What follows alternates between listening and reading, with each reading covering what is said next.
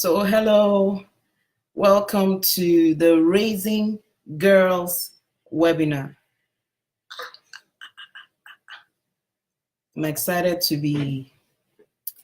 I'm finally excited to be online today, and I'm happy to welcome everyone. So please, as you come in, drop a comment. Let me know if you can hear me. Hi. So we're going to, hello, Adobe. You're the first person to join. Oh, round of applause.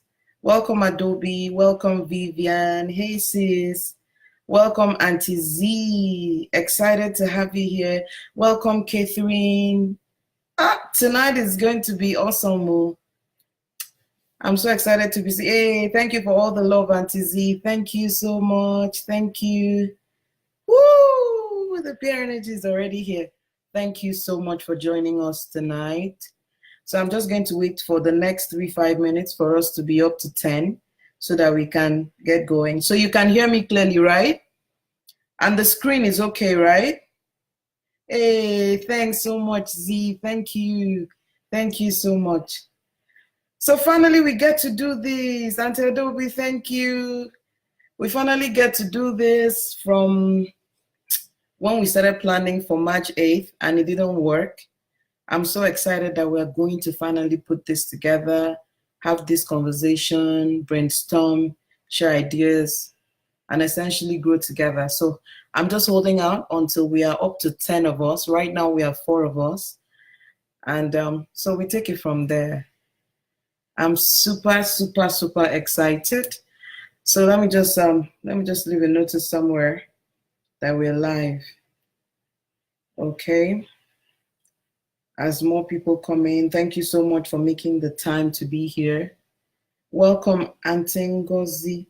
Hey, it's a privilege to have you here, ma. Thank you so much for joining us today. Thank you so very much. Thank you. So I can see people are still requesting to join the group, so let me just be adding them right now while we're waiting for our numbers to be up to 10. All right, so all right. Okay, so I think I've already done that. So welcome, Haiti. Welcome, Haiti. Welcome, Haiti. So yes, you can continue to share with your friends. You can start a watch party so that more people can join us and watch with us. The more the merrier. I like to say that friends who learn together grow together, right? So let's get our friends to come in to the group so we can do this together. So I think I should start a watch party. I don't know how that works, but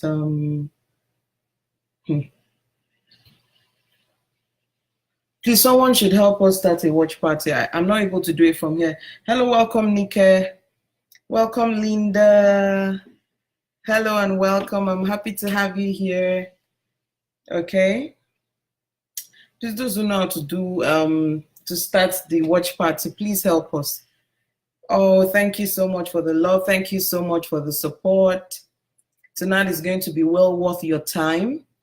We'll start in exactly by 2 minutes past 4. Sorry, past 9. Okay, so that we can get this done with. We're moms. I'm sure that, and dads, we've put the kids to bed, but we still need to check up on them. So we're going to do this. I'm going to make sure this happens as promptly as possible so that everyone really has a good time tonight. So at exactly 4:02, I'm going online. I'm going to start the sessions. Welcome, Mimi. Welcome, Maria.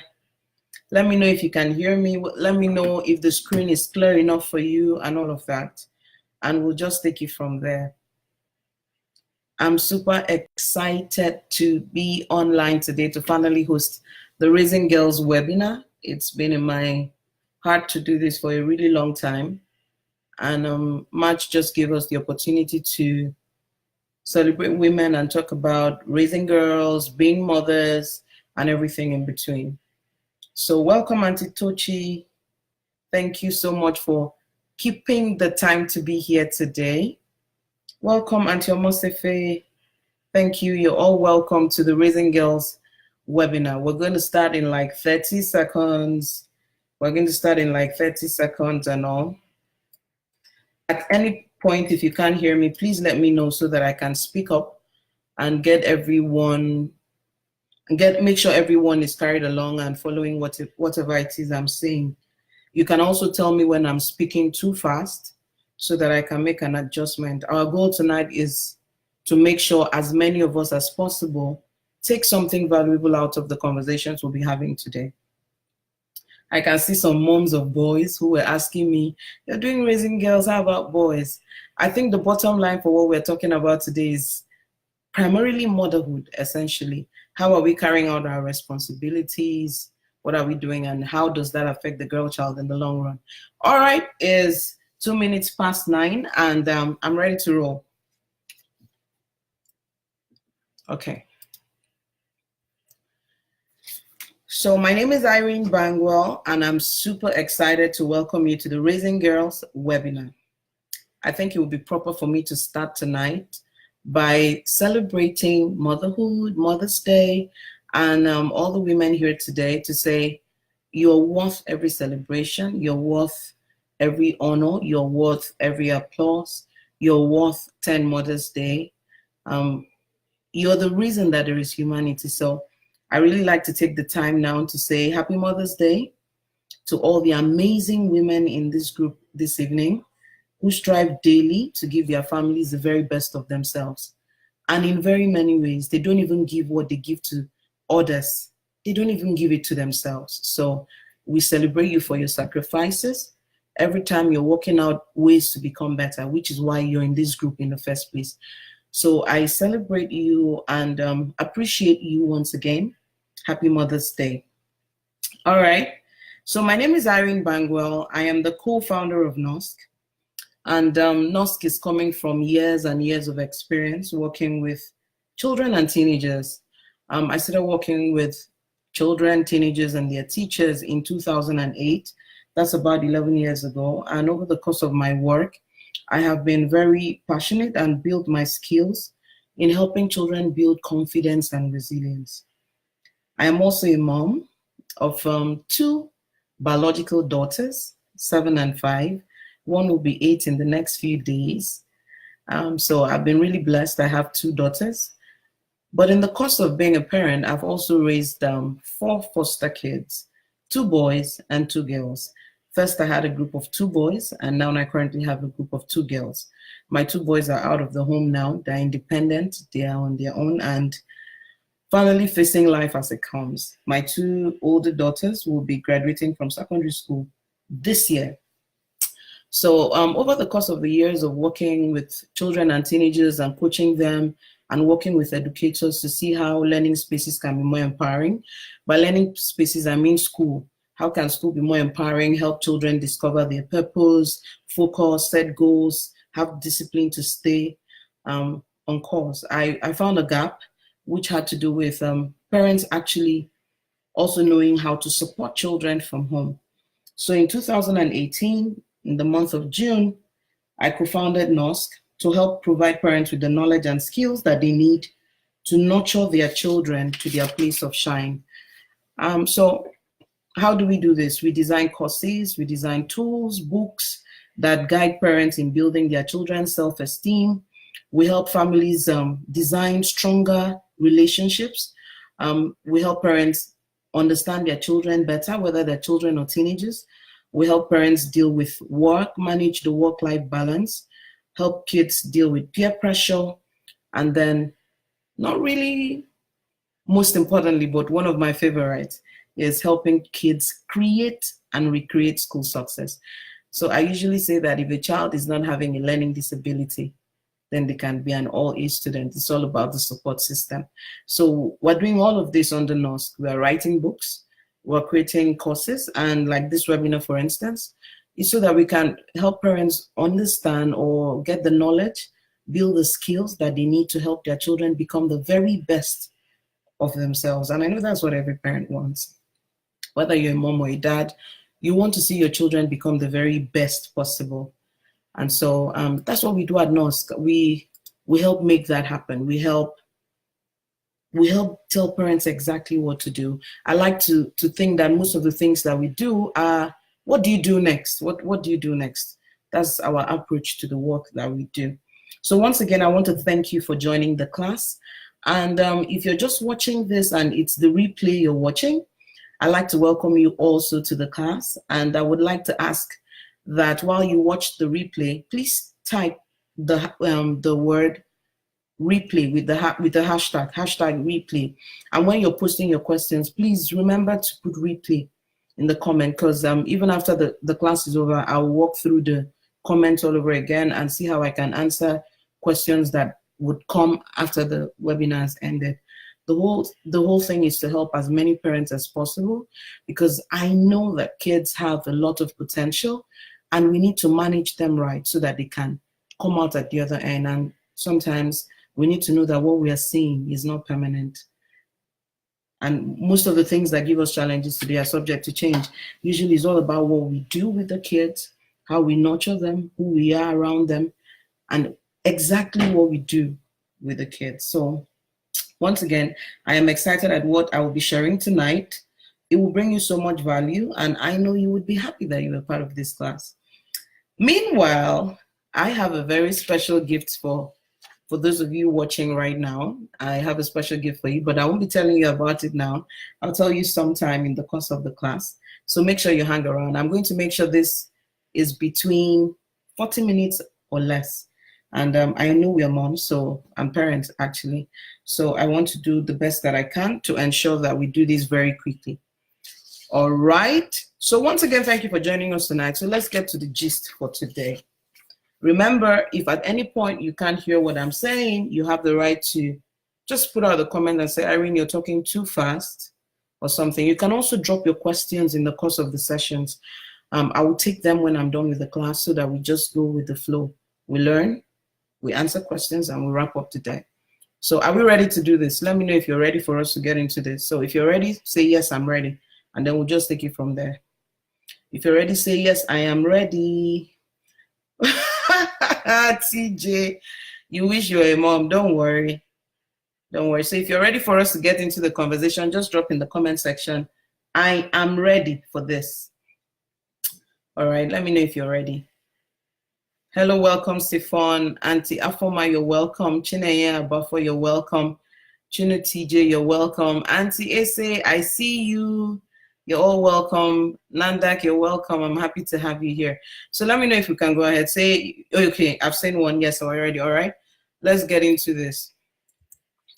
So what's going to be happening today? I've just finished doing the introduction. I'm going to share with you briefly why we are hosting this webinar. I'm going to talk about how children's self-esteem is shaped. I'm going to try to capture the portrait of a wholesome girl child. I want us to have a picture of what all our conversation today is heading to.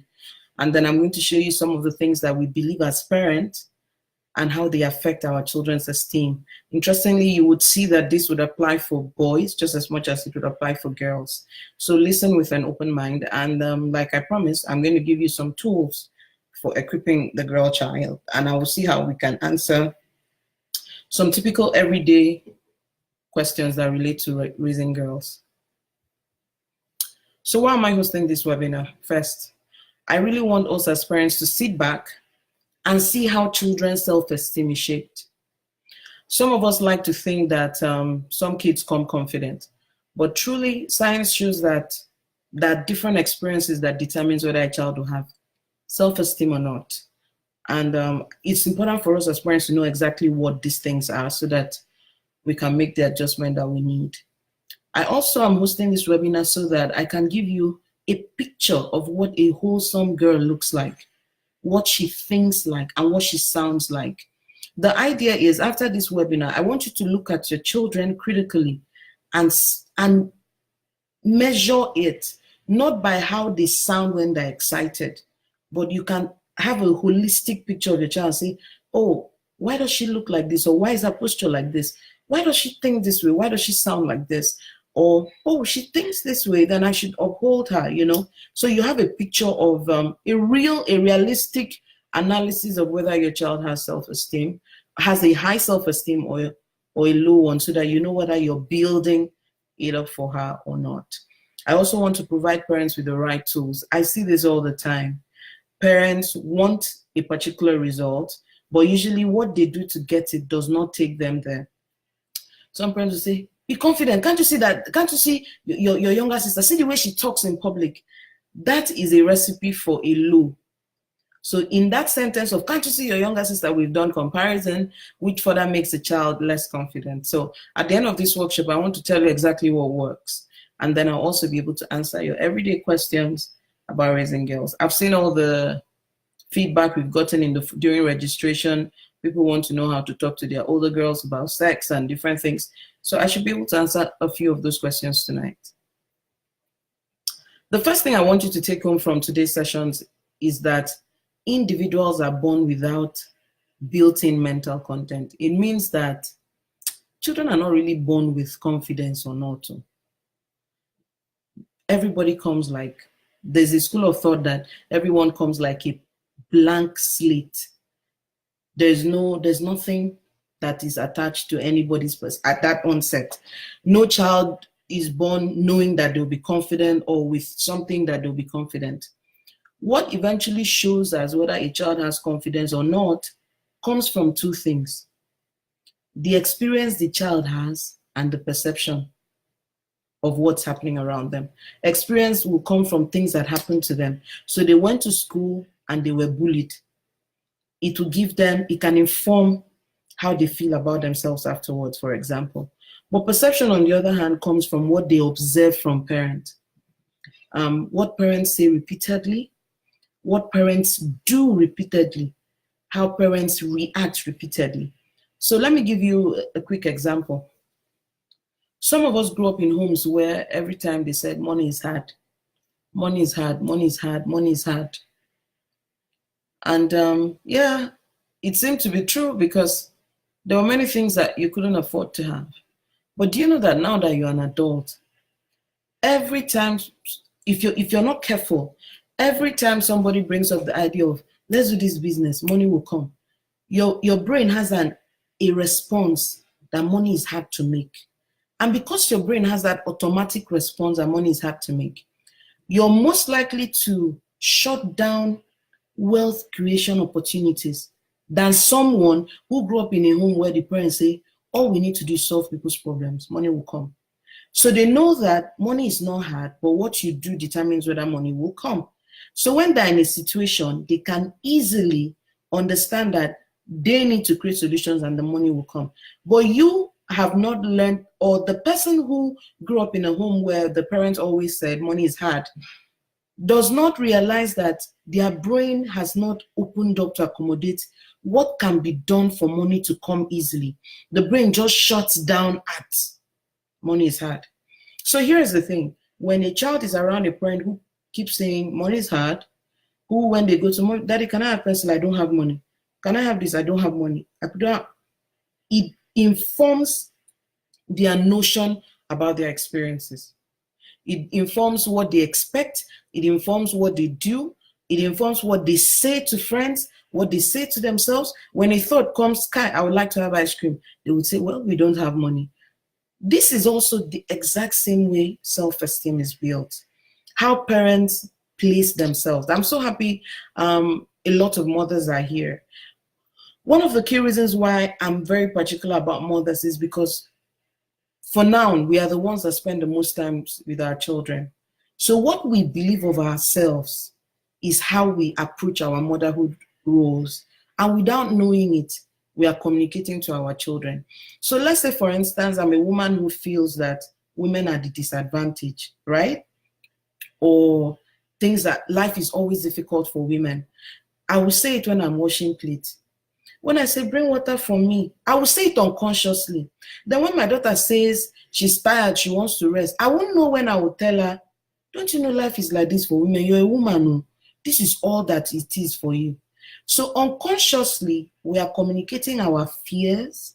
We are communicating our own low self-esteem too. We are communicating our expectations. But guess what? Our children don't know that we are not always right. So they believe us absolutely. And from there, they start building what they are going to believe for themselves. That they start building what their reality should be. So you have a little girl that is 8, 9, who absolutely believes that life is hard for women. Women have to suffer. She has not had any experience, but perception has done something to her. And that perception is coming from what her parent, or mother specifically in this context, for example, has told her. So how our children come to believe? Number one, what parents think about life, about themselves, about their daughters, and about their sons, right? Okay, so this is supposed to be like this. What parents think about their own life. As me, as a mom, what I think about my life, what I think about my daughter's life, and what I think about my son's life. What I think that I deserve, what I think that is the reality of women, what I think that is the reality of boys. All of these things form the perception of our children. And you know, the thing about perception is that the person that you're looking at does not know you're looking at them. So they're free. So they express it and express it and express it. Experience now comes from what happens to children. Maybe a boy slapped your daughter in school, right? She came home, for instance, and you say, that's how boys are. So she now has an experience to back up what she has been perceiving from you. That's how children come to believe what they see parents do and what they eventually experience. I'm going to explain a bit further about those beliefs by actually bringing out some of the beliefs that we have and how far-reaching they are. But before I do that, let's talk about the portrait of a wholesome girl. There's so many things on this screen. I'm just going to talk about a few. Number one is contentment. A wholesome girl here is a girl who has a balanced self-esteem, who believes of herself in the value that God created her to be. So I have written here that a girl with a high sense of self is content. She's resourceful. She's adaptable. She takes good care of herself. She's disciplined. She's unique. She's thoughtful. She's relational. She's a thinking box. And she's fearlessly authentic. But I want to talk just about 3 of them, which is being content, being adaptable, and being a thinking box. The first thing about girls with high self-esteem, and if you're listening to me today, you would know yourself. If you're a woman who has a very high sense of self, you would know yourself. You would know how you usually respond, and it will help you, right? You will know how it will help you. So the first is she's content. And this contentment is amazing. It has nothing to do with material things. It has everything to do with capacity. So a girl with a high